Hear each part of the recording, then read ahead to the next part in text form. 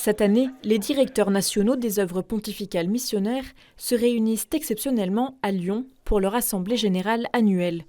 Au cours de cette assemblée, qui se tient à Valpré, tous les directeurs votent collégialement pour soutenir des projets à travers le monde.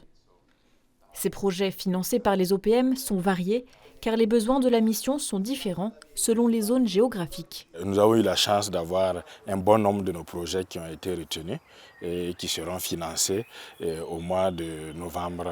Il y a pour l'enfance missionnaire des constructions d'écoles primaires, de maternelles, les puits pour les forages, l'électrification, pour les séminaires par exemple avec Saint-Pierre-Apôtre et le fonds de la restauration des bâtiments parce que souvent les séminaires ont des bâtiments un peu vétustes. On a les constructions d'églises, de chapelles qui sont soutenues. Par exemple, nous avons un projet que nous voulons vraiment travailler prochainement. C'est une paroisse qui a, je pense, à peu près 70 enfants, des aborigènes, mais ils n'ont pas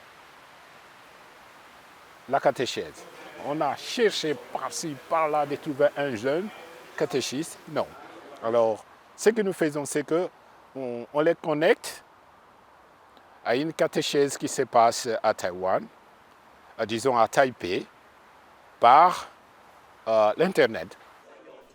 Tous ces projets, envoyés par les évêques des territoires concernés, sont préalablement validés à Rome par les secrétaires généraux des OPM.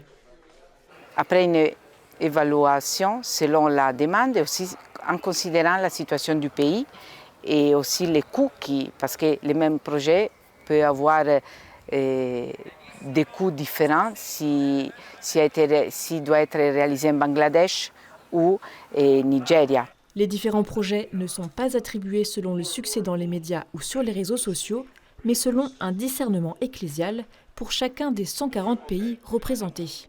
Je crois qu'une des spécificités des OPM, c'est notamment le fait que tout le monde collecte. Ce n'est pas la collecte des pays riches en faveur des pays pauvres, c'est une collecte de l'Église universelle et qu'ensuite, sous le regard du Saint-Siège, on voit quelles sont les églises qui en ont le plus besoin. Bien sûr, ce sont les églises du Sud et nous assurons donc ces distributions pour soutenir les diocèses et les séminaires principalement dans leur activité missionnaire. Cette semaine à Lyon est aussi l'occasion pour les directeurs nationaux de marcher sur les pas de la nouvelle bienheureuse Pauline Jaricot, celle qu'on appelle la mère des missions. Ils visitent donc Fourvière, où elle a vécu, mais aussi Ars, où Pauline Jaricot a rencontré plusieurs fois le saint curé d'Ars.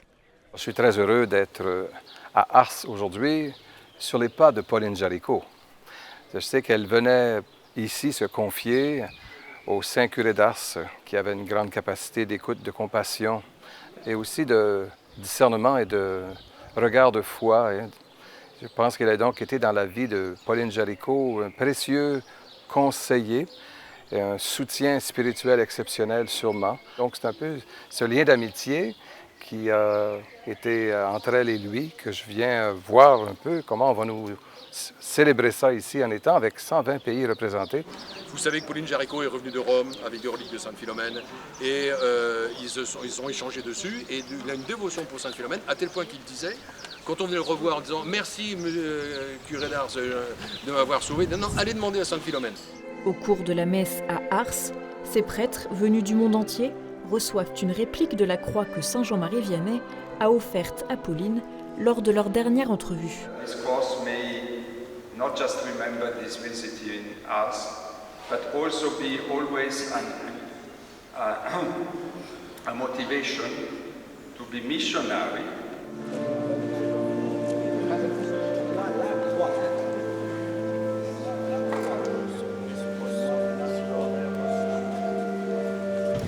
Et cette croix, Dieu seul pour témoin, pour Jésus-Christ modèle. Moi, ça me touche beaucoup aussi, Marie pour soutien.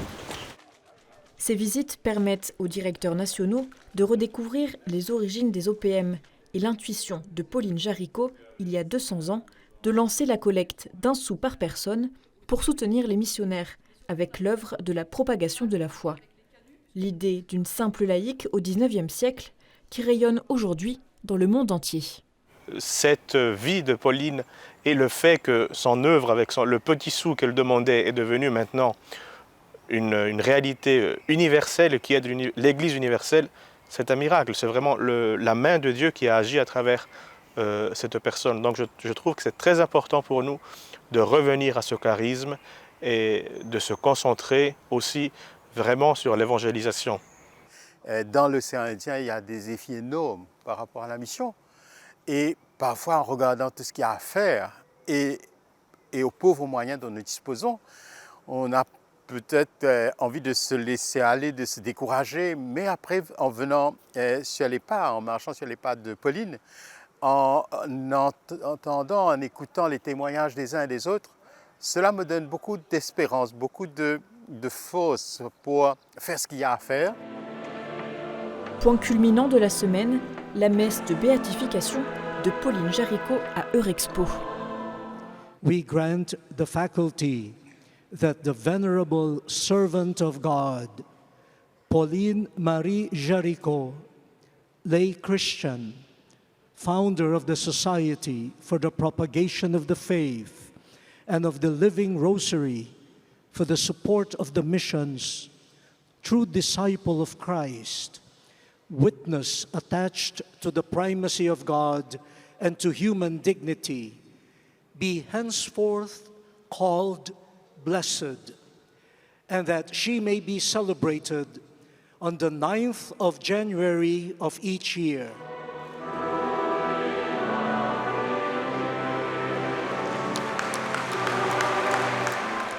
Pour les directeurs nationaux, c'est un moment émouvant et un encouragement à poursuivre à travers le monde la mission de cette nouvelle bienheureuse.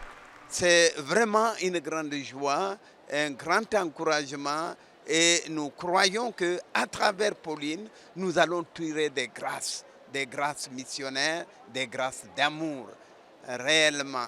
Et nous comptons vraiment continuer l'œuvre de Pauline Jaricot.